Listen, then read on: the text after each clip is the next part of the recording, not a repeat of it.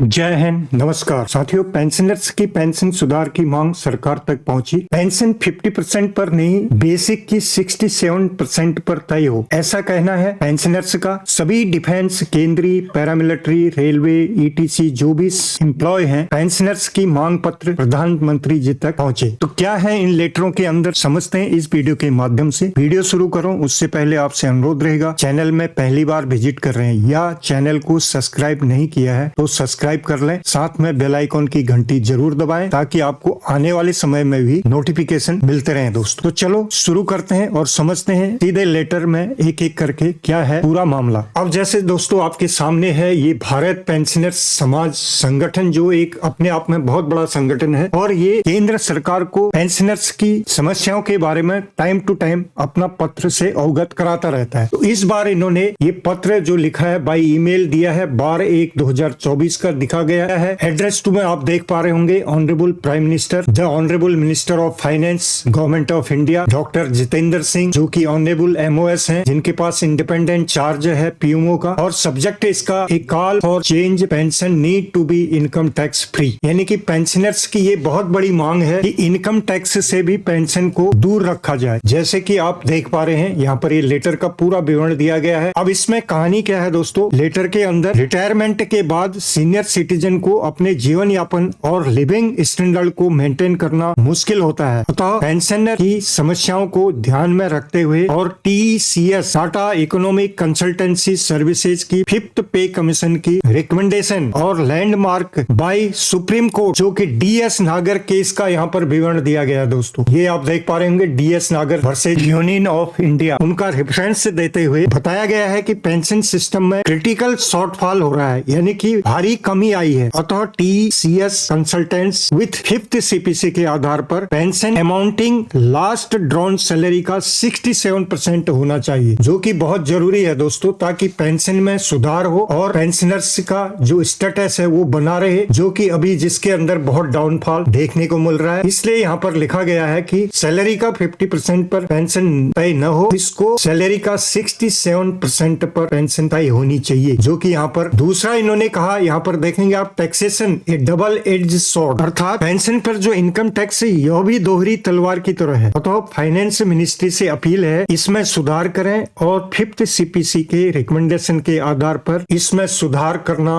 अति आवश्यक है, जैसा आप देख पा रहे होंगे। आगे फिर उन्होंने बताया है कि a call for higher interest rate and insurance cover, जो भी पेंशनर्स यानी सीनियर सिटीजन का इंश्योरेंस कवर है उसमें भी जो परसेंटेज उसको दिया जाता है इंटरेस्ट का, उसमें भी बढ़ोतरी होना चाहिए, क्योंकि सीनियर सिटीजन का सेविंग डिपॉजिट पर भी एडिशनल इंटरेस्ट बढ़ाना चाहिए। और इंश्योरेंस कवर जो बैंक या पोस्ट ऑफिस देते हैं उसमें भी सुधार की जरूरत है दोस्तों, जिसको होना ही चाहिए इस समय में, क्योंकि जो बढ़ती हुई महंगाई है पेंशनर्स को उस पर मेंटेन रखना बहुत ही मुश्किल होता है दोस्तों। तो ये टाइम टू टाइम इनको अवगत कराया जाता है, तो इस पर अमल होना बहुत जरूरी है। अब बात करेंगे दूसरे अपडेट की तरफ। दूसरा अपडेट इस प्रकार है, जो कि आप देख पा रहे हैं, Indian railway technical supervisors association है। इन्होंने लिखा है that secretary department of personal and training, ministry of personal, PG and pensions, government of India, north block को ये लिखा है दोस्तों, जिसका सब्जेक्ट आप देख पा रहे हैं, grant of notional annual increment as due on 1st July और January for the pensionary benefits to those employ who have retired या retiring on 30th of June और 31st December before drawing the same. ये बहुत बड़ी बात कही है कि जो नोशनल इंक्रीजमेंट के बारे में आपने देखा होगा दोस्तों, बहुत सारे कोर्ट में केस चल रहे हैं, जैसा कि यहाँ पर इन सारे कोर्ट केसों का उन्होंने यहाँ पर रेफरेंस देते हुए आगे सारा पैरा 1 पैरा 2 में सब केस है, इन केसों का रेफरेंस दिया हुआ है। और यहाँ पर अंत में सुप्रीम कोर्ट का जो असेसमेंट है उसके बारे में भी यहाँ पर बताया गया, आप इसको पूरा पढ़ सकते हैं। लेकिन इसमें मेन समझने वाली बात यह है कि यहाँ पर यह कहा गया है, keeping in view the fundamental constitutional right as stipulated in article 14, 16 and 39 of constitution of India का यहाँ पर कोट किया गया है। उसके आधार पर इन्होंने आगे कहा कि it is therefore requested that necessary orders में please be issued by DOPT for grant of notional annual increment as due on 1st July और 1st January for the pensioner benefit to those employ who have retired या retiring on 30th of June, 31st December before drawing the same. तो उन्होंने कहा कि जो supreme court का आदेश dated 11/4/2023 के अनुसार 30 जून जून और 31 दिसंबर के रिटायर्डी को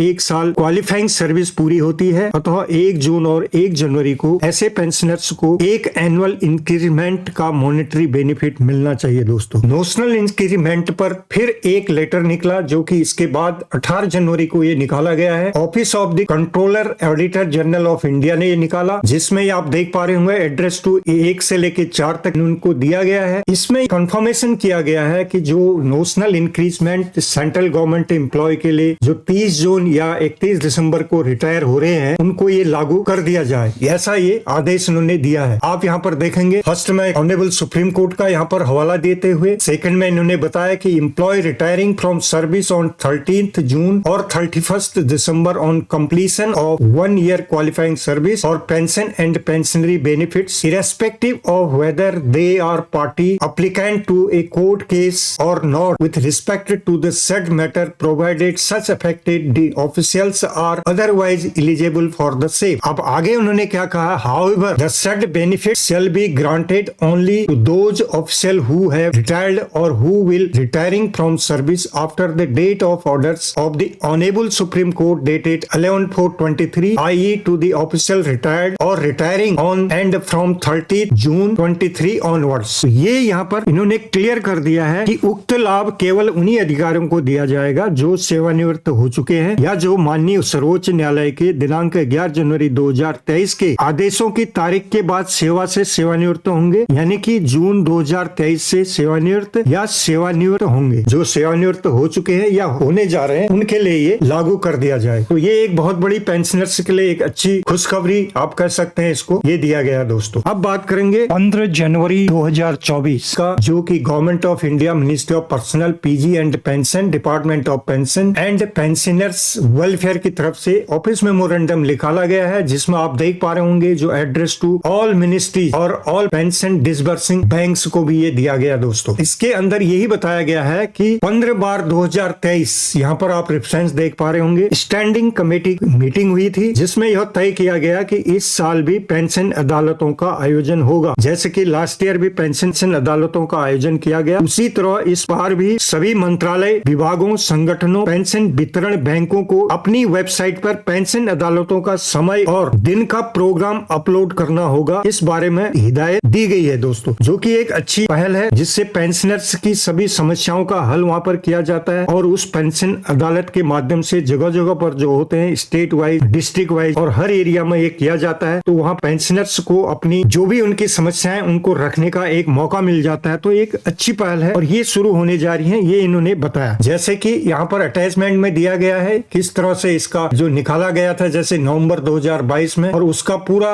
एक विवरण नीचे अटैचमेंट के अंदर दिया गया, कैसे क्या करना है और इसको कैसे आपने पब्लिश करना है, वेबसाइट में अपलोड करना है और इसको बताना है कि कब से आपका टाइम टेबल तैयार हो रहा है। तो ये शीघ्र ही इस पर कार्रवाई होने जा रही है। तो आने वाले समय में आपको पेंशन अदालत के बारे में कुछ सही जानकारी मिल पाएगी दोस्तों। अगला अपडेट रहेगा, ऐसे सर्विंग गवर्नमेंट एम्प्लॉय जो किसी भी विभाग से संबंध रखता हो, उनके लिए government of India ministry of public grievances की तरफ से 12 जनवरी 2024 को, जैसा आप देख पा रहे हैं, ऑफिस मेमोरेंडम निकाला गया है और इसके अंदर जो एड्रेस टू आप देखेंगे यहाँ पर all secretaries of ministries departments of government of India as per the standard list, और कॉपी टू आप देखेंगे 1 से लेकर 9 तक ये दिया गया दोस्तों। इसके अंदर सब्जेक्ट में आप जैसे देख पा रहे हैं, clarification regarding admissibility to travel by Tejas train while availing of LTC regarding. तो जो एलटीसी क्लेम करते हैं या एलटीसी से जो ट्रेवल करते हैं उनके लिए ये खासकर बताया गया है कि बहुत सारी कंप्लेंट्स मिली। आप जैसे पैराग्राफ 2 में देख पा रहे हैं, the department has been receiving a number of references including RTI applications regarding admissibility of Tejas train on LTC. यानी कि एलटीसी क्लेम, जब आप तेजस राजधानी ट्रेन से आप ट्रेवल करते थे तो एलटीसी क्लेम उसका नहीं दे रहे थे। अब यहाँ पर वही चीज इन्होंने क्लियर किया गया, काफी कंप्लेंट के बाद बताया कि जो उनका निष्कर्ष ये निकला है, यहाँ पर आप देखेंगे कि Tejas Rajdhani express train are covered. Further it is also clarified that the reimbursement of ticket fare of Tejas express train is not allowed under LTC. यानी कि एलटीसी के लिए जब आप रिएम्बर्समेंट डालेंगे तो ये क्लेम तेजस राजधानी एक्सप्रेस में अब नहीं मिलेगा दोस्तों। इसी का इन्होंने इंफॉर्मेशन ये दिया है, सभी गवर्नमेंट सर्वेंट के लिए लागू होगा। और आपको बता दें जिनको पता नहीं है एलटीसी क्या होती है, एलटीसी वैसे गवर्नमेंट सर्वेंट जिनकी 10 साल सर्विस हो जाती है उसके बाद वो एलटीसी क्लेम करने के हकदार हो जाते हैं ट्रेवलिंग के दौरान। उसका रिएम्बर्समेंट क्लेम वो ले सकते हैं और यह फैसिलिटी उसका क्या ग्रेड है, ग्रेड पे क्या होगा, उस आधार पर इसको तय किया जाता है। इसी तरह की जानकारी के लिए आप मुझे फेसबुक और इंस्टाग्राम में फॉलो कर सकते हैं तथा डिस्क्रिप्शन के नीचे टेलीग्राम लिंक दिया गया है। पेंशन संबंधी कोई भी जानकारी या कोई डॉक्यूमेंट्स आपको चाहिए तो आप टेलीग्राम चैनल के साथ जुड़ सकते हैं दोस्तों। तो ये थी आज की जानकारी। यदि जानकारी आपको ठीक लगी तो वीडियो को लाइक शेयर जरूर करें। फिर मिलते हैं किसी अन्य अपडेट के साथ, तब तक के लिए जय हिंद, जय भारत।